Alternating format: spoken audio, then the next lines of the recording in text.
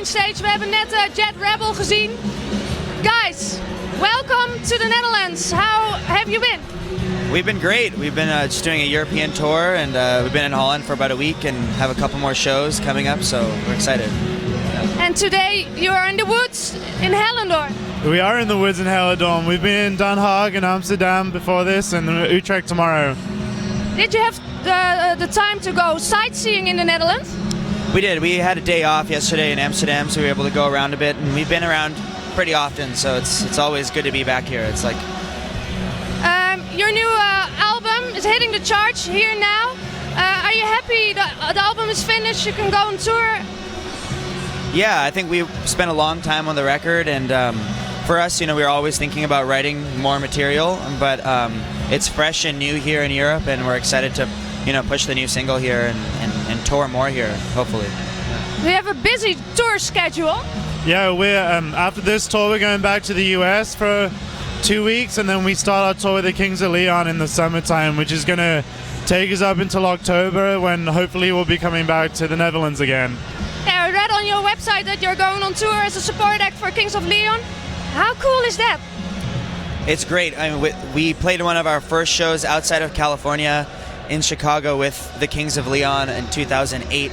So it's good for us that it's like a full circle going back to it again, and we're excited for playing the big summer sheds. So it's a big tour in all of the North America, I believe. Yeah, I think it's pretty much 2.5 months of touring with them, hitting most of the major cities, and it'll be good, and we'll be filling in shows in between too. So we're going to be busy just playing shows and hopefully recording on our days off. About the writing process of your new album, it's your second album. Is it difficult to come up with a good second album? I don't really think so. I guess it really depends on what you're trying to accomplish with it. And for us, we wanted to accomplish evolution, and that's something that is inherently hard whenever you're trying to challenge yourself. So the way we were writing, we always try to challenge ourselves. We try to come up with the lyrics or come up with a composition in a unique or different way, and every song is a little bit different in the way that it came together. So it's a journey for us. Yeah. I read somewhere that you all stayed in like one big house in LA, and it was a haunted house? Yeah, we actually lived in 3 houses in Los Angeles together while we were writing the material for Mind Over Matter. And the first house we lived in Glendale, California was kind of an 80s architecture on cocaine craziness, and there was just lots of mishap stories about just how it was composed, and we had a dungeon underneath the house, and just a big empty void space, so we thought it was haunted. It at least felt like that. Do you hear something of the scary haunted house back on the album in some tracks? Yeah, there's one particular track called Camera that we wrote at that house, and we were doing a demo at the house, and the bass head picked up a frequency from the radio, and it was this creepy Japanese woman talking, and we ended up using it on the demo, and then we actually ended up using that voice on the final recording. So at the very end of the song, you can kind of hear. Yeah. You're also playing Pinkpop in Holland together with the Rolling Stones. What do you think about that? I cannot believe that we're actually on the same bill as them, to tell you the truth. I mean, I remember watching them with my dad. He took me to one of their shows out in Los Angeles, and I was like, wow, I can't believe these guys have been around for 50 years and have all this legacy. So to actually see ourselves on the same bill as them is a real honor for us, and I can tell my kids that I played a show with them.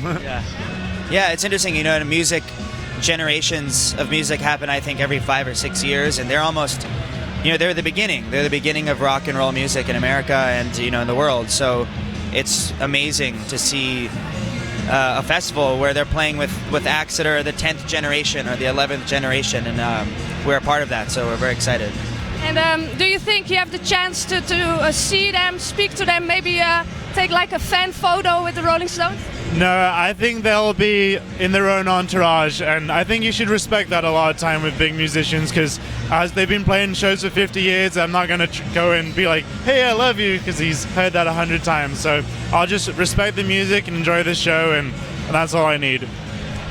On YouTube, I saw that you guys did a couple of shows in Belgium, and you did a cover of Stromae's Formidable. Yes, we did. Francois, our drummer, is he lived in France for a few years, but he's from Montreal, and we figured it would be a very out of the blue cover. We like doing covers that people wouldn't expect of us. We did, Remix to Ignition by R. Kelly, and always try and do something a little bit different. So he did all the French. You didn't do it. No, I did a little bit of the chorus. He taught me some in the chorus. So. Do you have a surprise for your Dutch fans? Tonight we'll see. We'll see. Wellington boots, maybe. Yeah, we got some awesome boots on. I don't know. Probably do something fun. Thank you very much. Enjoy the show later on. Thank you very much. Dit waren Samir en Jacob van Young the Giant. Later dus te zien hier op de mainstage. Wij gaan ondertussen even wachten totdat de mannen van Chef Special op het podium staan. Tot straks.